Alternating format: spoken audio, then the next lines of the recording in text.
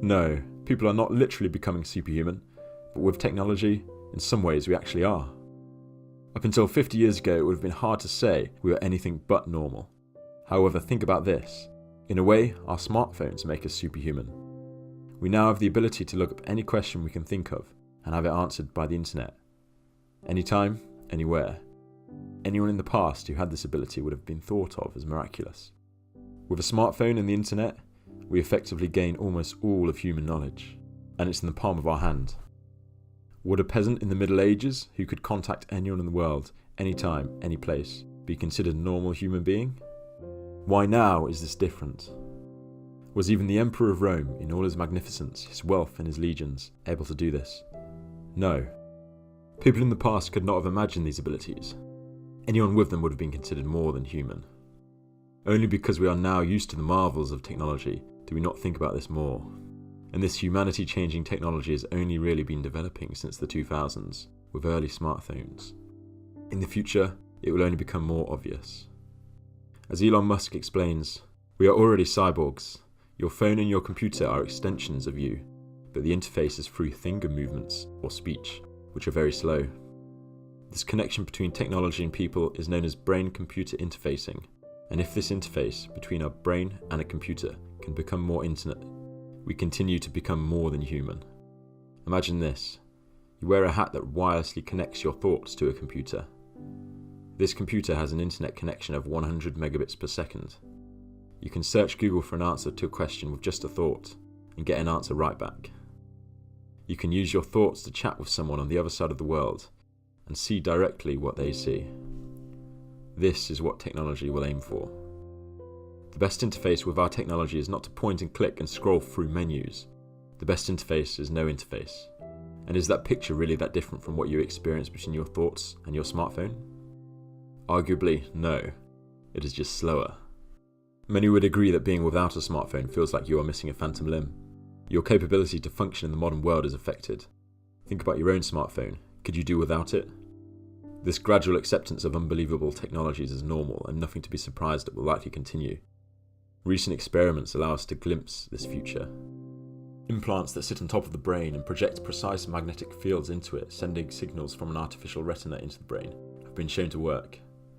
BrainGate, a consortium of researchers from the likes of Stanford and Brown, have successfully treated a dozen paralysed patients and helped them to communicate using brain interfaces. Here is the story of DeGray. In a corner of DeGray's hospital room is a rack of computer equipment. A cable runs into a socket on the top of his head. Once he's connected, a square silicon chip, 1/6 of an inch in size, in his motor cortex measures his neuron activity and allows him to move a cursor on a computer screen just by thinking about it. To manipulate the cursor on his screen, DeGray imagines that his hand is resting on a ball on a table and that he's trying to roll it in one of 4 directions: left, right, toward and away. When he first tried this system in September 2016, he described it as being like a bumblebee in the wind, bouncing around. Soon though, he got the hang of it. Today, with a keyboard laid out on the screen, DeGray can type out 12 words a minute. And while that might not sound like much, using the same technology project this out far enough, you might be able to see a virtual reality coming from inside your head, or phone calls coming to you as voices within your head. Arguably, the world's first real cyborgs are people with cochlear implants to restore their hearing. A cochlear implant is a surgically implanted neuroprosthetic that provides a sense of sound to the deaf person. Cochlear implants bypass the normal acoustic hearing process, instead replacing it with electric hearing.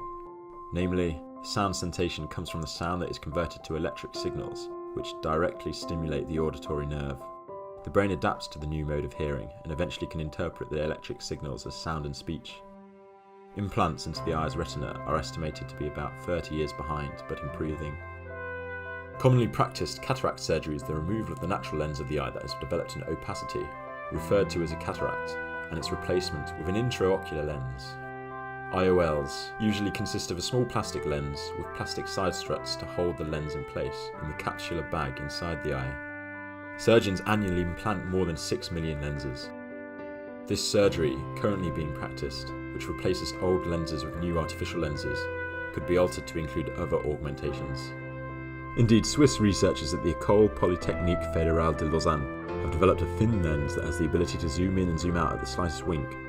Currently, the lenses are capable of magnifying objects 2.8 times, but the technology is ever improving. In the future, using augmented reality technology, companies hope to superimpose a layer of digital information on top of the real world. For example, a person wearing Google's prototype of high-tech glasses might see data about people they encounter, or about deals offered inside restaurants they pass. Likewise, real-time language translation applications have made huge improvements with the development of machine learning. In late 2016, the New York Times reported that Google's translation AI system had demonstrated overnight improvements roughly equal to the total gains the old one had accrued over its entire lifetime. Translation software is on the cusp of becoming seamless in real time, and language would be no barrier to communication. We are now more than human. Imagine the possibilities, and consider this. We have not even covered gene editing, which looks likely to make us more than human, through biological means rather than just technological. Please subscribe and join us here for more videos. We aim to evoke emotion and prove that humanity can overcome every obstacle.